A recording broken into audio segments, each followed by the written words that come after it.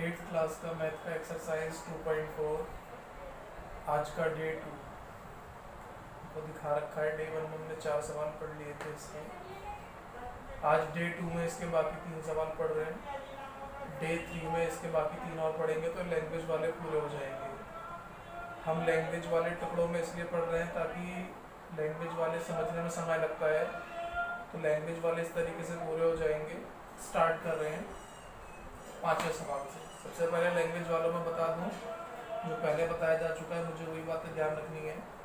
मुझे क्या क्या निकालना है, क्या क्या पता है और क्या क्या दे रखा है, इनके बेसिस पे मुझे आगे प्रोसीड करना है। जो मुझे नहीं पता मैं उस चीज़ को लेट कर लूँगा और जो मुझे दे रखा है उसे लिख लूँगा। स्टार्ट करते हैं। सबसे पहले हमसे पूछ रहा है कि भाई व्हाट आर देयर प्रेजेंटेजेस। देयर बोल रहा है ना। देयर शब्द जो होता है वो एक से ज़्यादा के लिए इस्तेमाल होता है, यानी एक से ज़्यादा लोगों की बात सवाल में की गई होगी। अब जितने भी लोगों की बात की गई है, एक हो दो, देयर लिखा था इसका मतलब एक से ज़्यादा ही होगा। तो एटलीस्ट 2 लोगों की बात हो रही है तो उन लोगों की एज हमें निकालनी है। लिखा है Shobho's mother's present age is 6 times that Shobho's present age. Shobho की मदर की जो एज है, तो शोभो की मदर की जो एज है वो शोभो की प्रेजेंट एज की 6 टाइम है। यानी शोभो की मदर की जो एज है वो शोभो की एज की 6 टाइम, यानी मदर का नाम पहले आया है। जिसका नाम पहले आता है ना उसका हमें पता होता है, और ऐसा वाला जिसका नाम बाद में आता है उसका हमें नहीं पता। तो शोभो की मदर का नाम पहले आया है इसीलिए उनकी एज हमें पता है, क्योंकि शोभो की एज हमें नहीं पता। तो नहीं पता तो लेट कर लेंगे। लेट किया शोभो की प्रेजेंट एज हमेशा प्रेजेंट एज मानी जाती है x, और एज है तो ईयर्स में आ जाएगा अकॉर्डिंग टू क्वेश्चन। सवाल के हिसाब से तो मदर का एज कितना हो जाएगा। उसने कहा है Shobho's mother age present age 6 time. Shobho की मदर की एज है वो 6 टाइम है शोभो की। शोभो की एज कितनी है x, मदर की एज कितनी हो गई 6x ईयर। हमसे आगे कहता है Shobho's age 5 year from now.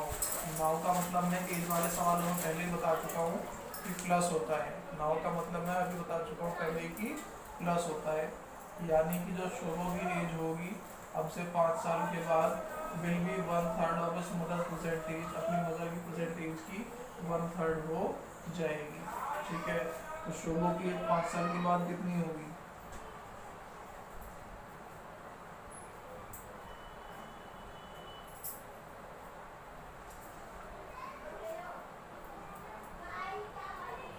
अब से 5 ईयर लेटर एज कितनी हो जाएगी। भाई अभी कितनी है x है, तो 5 ईयर लेटर कितनी 5 और बढ़ जाएगी।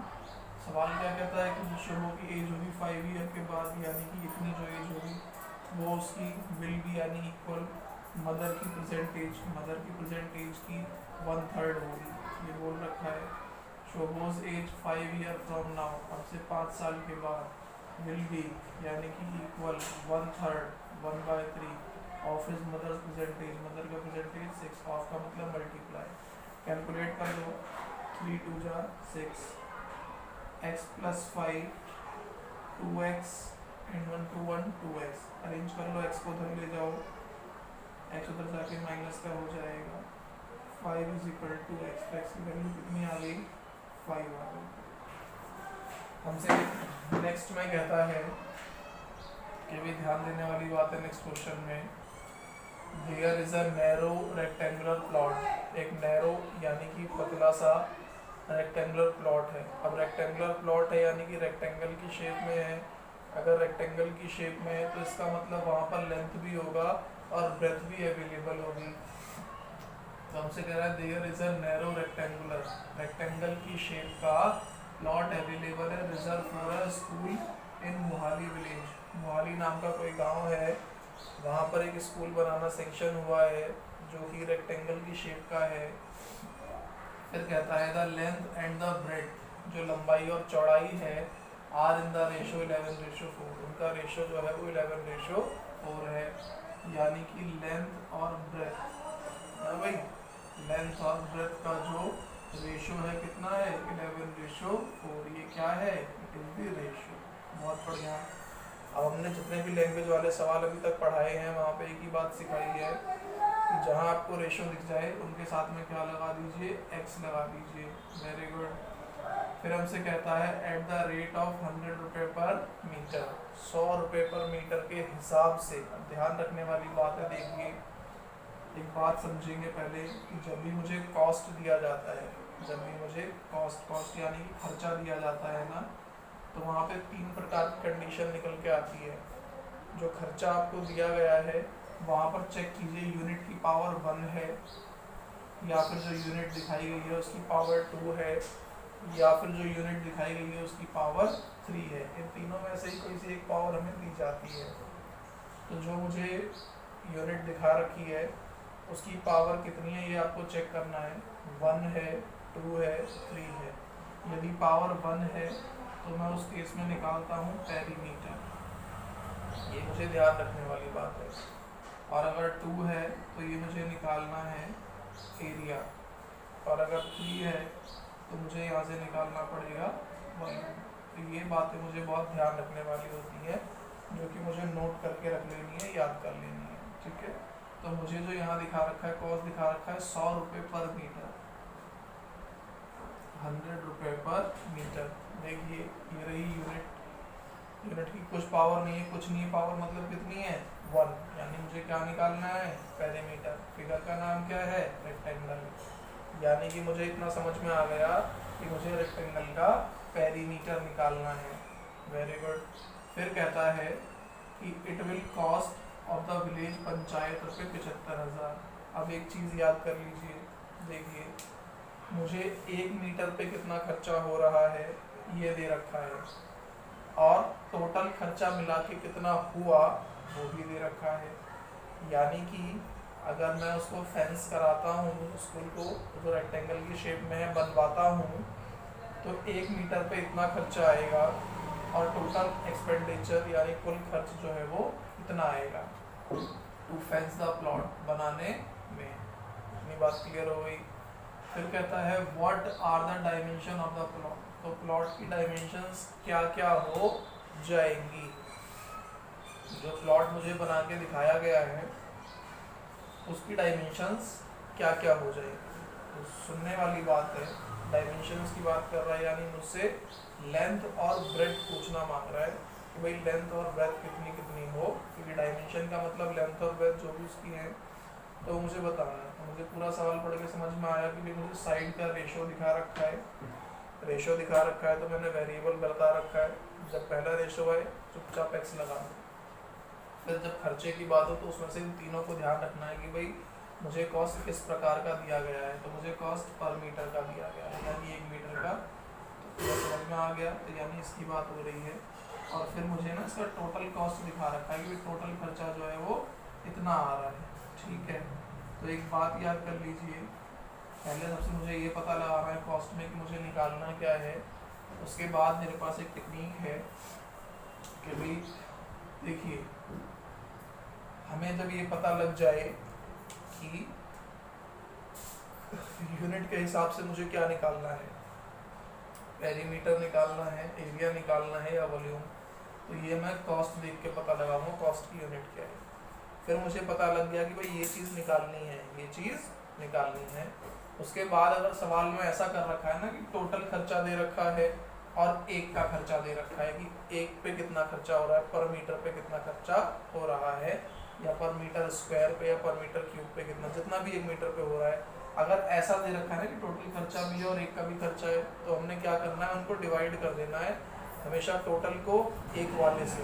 तो जो आपने यूनिट के हिसाब से निकालना था ना वो अपने आप निकल जाएगा। यानी मुझे यहाँ पता चला पेरीमीटर निकलना था, तो यहाँ पेरीमीटर कैसे निकल जाएगा, जो टोटल खर्चा है उसे जो पर मीटर पे खर्चा है उससे डिवाइड कर दीजिए, तो टोटल खर्चा यानी कि पेरीमीटर कितना 750 मीटर निकल, यानी कि उस रेक्टेंगल का पेरीमीटर कितना है, इतना है। ये बात ध्यान रखिए, पहले यूनिट देख के पता लगाइए कि तीनों में से क्या निकलना है, जो भी निकलना है। फिर अगर सवाल में ऐसा कर रखा है कि एक का भी दे रखा है खर्चा और टोटल का भी दे रखा है, तो हमेशा टोटल को एक से डिवाइड कीजिए, चाहे पेरीमीटर निकालना हो, चाहे एरिया निकालना हो, चाहे वॉल्यूम निकालना हो। तो वो लेकिन वो यूनिट देख करके डिसाइड होगा, तो वो अपने आप निकल अब देखिए मुझे पेरीमीटर की वैल्यू मिल रही है, पेरीमीटर इतना हैगा। फिर मुझे एक बात और पता है कि जिस चीज़ की वैल्यू मेरे पास है और अगर उस चीज़ का फार्मूला भी मेरे पास है, क्या बोला मैंने,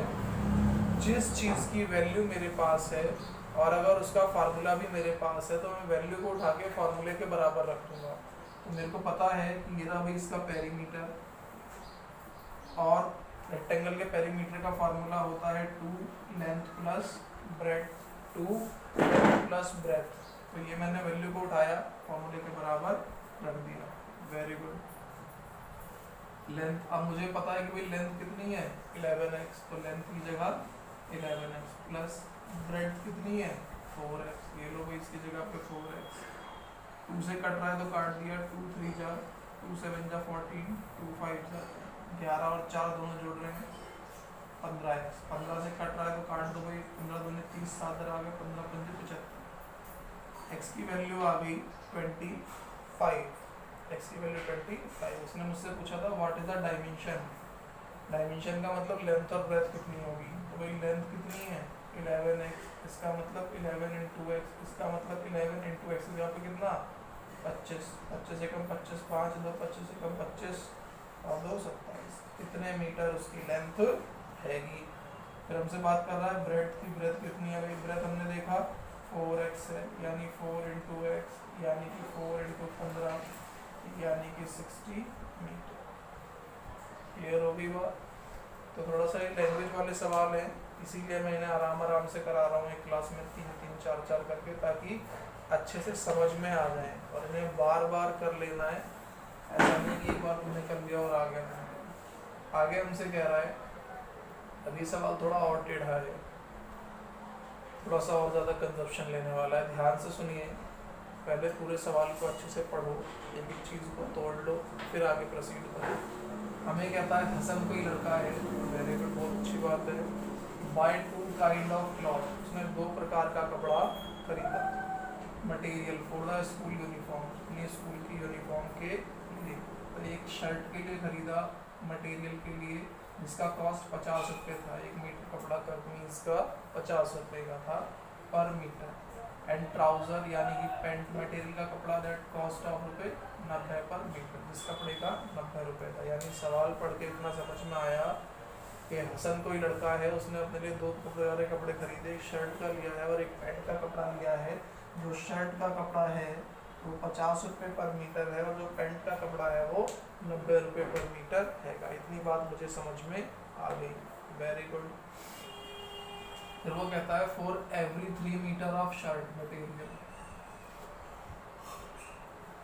3 मीटर अगर कमीज का कपड़ा लगता है तो she buy 2 metre of trouser material, तो 2 मीटर पैंट का कपड़ा लगता है। यानी एक इंसान की ड्रेस बनाने में 3 मीटर की पैंट का कपड़ा 3 मीटर कमीज का कपड़ा लगता है और 2 मीटर पैंट का कपड़ा लगता है। फिर देखिए इतनी बात से जनरली बताई कि भाई उसने हसन ने 2 प्रकार का कपड़ा खरीदा, 50 रुपये के हिसाब से कमीज का, 90 रुपये के हिसाब से पैंट का। और यदि कोई व्यक्ति उसकी दुकान पर आता है और 3 मीटर अगर कमीज का कपड़ा लेता है तो उसे 2 मीटर पैंट का कपड़ा चाहिए होता है। इतनी बात ने बताई। फिर देखिए अभी तक हसन ने खरीदा था, तो ये हसन ने खरीदा है, यानी ये हसन के लिए कॉस्ट प्राइस है। फिर कह रहा है ही सेल, हसन ने सेल कर दिया मटेरियल को 12% एंड 10% के प्रॉफिट पर। देखिए उसने हमको उसने प्रॉफिट पर बेच दिया, एक को 12%, तो शर्ट की बात पहले हुई है तो उसको 12% से, ट्राउज़र की बात बाद में हुई है तो उसके लिए 10% के प्रॉफिट पे बेचा है। देखिए इसका मतलब समझिए, प्रॉफिट का मतलब क्या होता है। जैसे मान लीजिए कोई चीज़ हमने 100 रुपये की ली है और उस पर 12% का प्रॉफिट बेच रहा है ना, तो इसका मतलब क्या हुआ कि जितने में ख़रीदा है वो प्लस जो फ़ायदा चाहिए वो, यानी 100 में तो मैंने ख़रीदा ही था, प्लस में 12% यानी 12 रुपये, तो 100 + 12 112 में उसको बेचा जाएगा। इसी प्रकार से 10% बोल रहा है, यानी उसने जितने भी खरीदा में से 10% बोल रहा है, तो ये रहा 90 रुपये। तो 90 रुपये का 10% कितना हो गया 9 रुपये, यानी 90 + 9 99 रुपये में बेच रहा है वो उसको, 90 में खरीद रहा है और 99 में बेच रहा है। तो फिर समझ में आया। फिर मुझसे कहता है अगर वो इस प्रकार करता है, हिज टोटल सेल इज 36,600 रुपये, तो उसकी टोटल सेल जो आती है, टोटल सेल बोल रहा है, यानी शर्ट और पैंट दोनों को मिला के इतनी सेल हुई, तो how much trouser material did he buy, उसने कितना ट्राउज़र मटेरियल खरीदा, उसने ट्राउज़र का मटेरियल कितना खरीदा, ये ध्यान रखने वाली बात है। यानी ट्राउज़र के मटेरियल की बात कर रहा है, शर्ट के मटेरियल की कोई बात नहीं कर रहा, ठीक है। सबसे पहले यहाँ पर एक रेशो लिख लिया जाए, रेशो तो कहीं दे नहीं रखा है, तो रेशो कहाँ से आएगा, रेशो ऐसे आएगा कि उसने बोला 3 मीटर कमीज का कपड़ा जो है उसके लिए 2 मीटर पैंट का कपड़ा चाहिए ही चाहिए, यानी कि ये तो फिक्स है कि अगर आप 3 मीटर कमीज का कपड़ा लेंगे तो 2 मीटर ही लेना पड़ेगा, 3 से कम लेंगे तो जितना 3 के अकॉर्डिंग कम हुआ होगा उतना 2 के अकॉर्डिंग कम हो जाएगा। तो इस प्रकार से रेशो बनता है, 3 मीटर शर्ट के लिए 2 मीटर पैंट का कपड़ा लेना पड़ेगा। रेशो बन गया, तो रेशो बनते क्या लगा दीजिए, एक्स लगा दीजिए, वेरी गुड।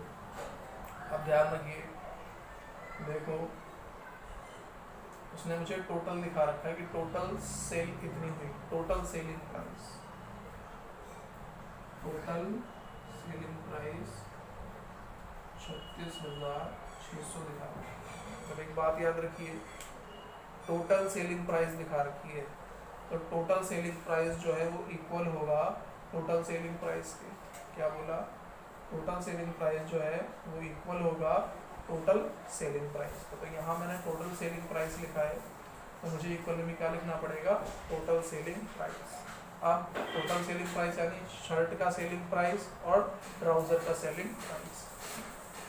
तो शर्ट का टोटल सेलिंग प्राइस कैसे आएगा, जितने में वो खरीद रहा है 50 रुपये में, ठीक है, 50 रुपये पर मीटर के हिसाब से, ठीक है जी, और इनटू में कितना 3 मीटर वो खरीद रहा है, ठीक है। तो शर्ट का भी टोटल उसने एक्सपेंडिचर मुझे दिखा रखा है, लेकिन उससे पहले उसने मुझे प्रॉफिट की बात की है कि भाई इतना प्रॉफिट भी उसको हो रहा है, इतना प्रॉफिट भी उसको हो रहा है। शर्ट की उसने बात की है कि भाई 3 मीटर ऑफ शर्ट मटेरियल के 2 मीटर से क्लॉथ का मटेरियल खरीदना पड़ता है, और 10% 12% की बात कर रहा है, यानी कि जो शर्ट का कॉस्ट है 50 रुपये, इंटू में उसी का 12%। तो पहले मैं इसका परसेंटेज निकालूँ, सेलिंग प्राइस का भी एक पे इतना बेच रहा है वो, यानी कि शर्ट उसने बेची तो 50 रुपये में बेची होगी, जो उसने खुद लगाया वो, प्लस में 50 का 12%, 12%, ये एक शर्ट के लिए प्राइस का होगा, ठीक है जी। और ऐसे शर्ट का मटेरियल कितना है उसके पास, 3x, ठीक है, समझिए। देखिए ये सेलिंग प्राइस है, तो मुझे यहाँ टोटल सेलिंग प्राइस की ज़रूरत पड़ेगी, तो मैंने शर्ट का सेलिंग प्राइस निकाला है, भाई कितने में बेच रहा होगा, जितने में उसने ख़रीदा है वो 50 रुपये में ख़रीद रहा था वो, प्लस उसके ऊपर 12% का बेनिफिट ले रहा है, तो 50 का 12%, ठीक, 50 और ऑफ की जगह मल्टीप्लाई, 12% का मतलब होता है अपॉन में 100, तो ये एक का आ गया। ऐसा कितना है, 3x वो खरीद रहा है, 3x आ गया। इसी प्रकार से पैंट का मटेरियल कितने का है, भाई पैंट के मटेरियल को एक को 90 रुपये में बेच रहा है, तो इतने में तो उसने खरीदा ही खरीदा है, प्लस बेच कितने में रहा है, 90 का 10%, ये आ गया, साथ में 2x से मल्टीप्लाई कर दिया जाएगा, क्योंकि 2 मीटर के रेशो के अकॉर्डिंग ले रहा है, ये ध्यान रखना। टोटल खर्चा आ गया, शर्ट का टोटल खर्चा प्लस पैंट का टोटल खर्चा is equal to total sale के बराबर आ जाएगा। सॉल्व कर लिया जाएगा तो इसे सिंपली 3x 0 से 0 कट गया, और 50 प्लस 12 पंजे 60, 2x, एक 0 से एक 0, दूसरी 0 से दूसरी 90 और 9 99, 36,600, 0 से 0, 50 और 6 56, 3x इंटू 56 प्लस में 2 ने 18, 1 2 ने 18 और 1 19, 36,600, 3 से 18 का 8 ऐसे लग गया, 3 बजे 15 और 1 16,